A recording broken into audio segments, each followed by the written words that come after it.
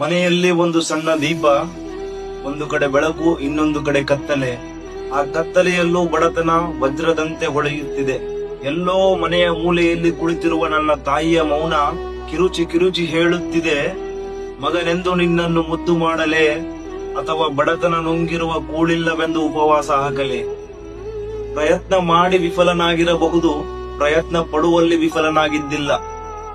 ಪ್ರಯತ್ನ ಮಾಡುವ ಶಕ್ತಿ ನನ್ನಲ್ಲಿತ್ತು, ಅದನ್ನು ಪಡೆಯುವ ಅದೃಷ್ಟ ನನ್ನಲ್ಲಿರಲಿಲ್ಲ. ಅದೃಷ್ಟದಲ್ಲಿ ಇಲ್ಲದನ್ನು ಪಡೆಯಲು ಜೀವನದಲ್ಲಿ ಇರುವುದನ್ನು ಕಳೆದುಕೊಂಡೆ. ನನ್ನ ಸಮಾಧಿ ತೋಡಿಕೊಂಡರೂ ನಡೆಯುತ್ತಿತ್ತು, ಹೆತ್ತವರ ಸಮಾಧಿಯನ್ನು ನಾನೇ ತೋಡುತ್ತಿದ್ದೆ. ಕನಿಕರವಿಲ್ಲದ ಈ ಬದುಕಿಗೆ ಏನೆಂದು ಹೇಳಲಿ, ಉಸಿರು ನಿಲ್ಲಿಸದೆ ಪ್ರಾಣ ಹಿಂದುತ್ತಿದೆ ಈ ಬದುಕು ಯಾವ ದ್ವೇಷದಲ್ಲಿ. ನನ್ನಂತ ಮಗನು ಯಾವ ತಂದೆ ತಾಯಿಗೂ ಹುಟ್ಟದಿರಲಿ, ಮುಂದಿನ ಜನ್ಮವಿದ್ದರೆ ನಾ ಇರಲು ಬಯಸುವೆ ಅವರು ಚಪ್ಪಲಿ ಬಿಡುವ ಜಾಗದಲ್ಲಿ.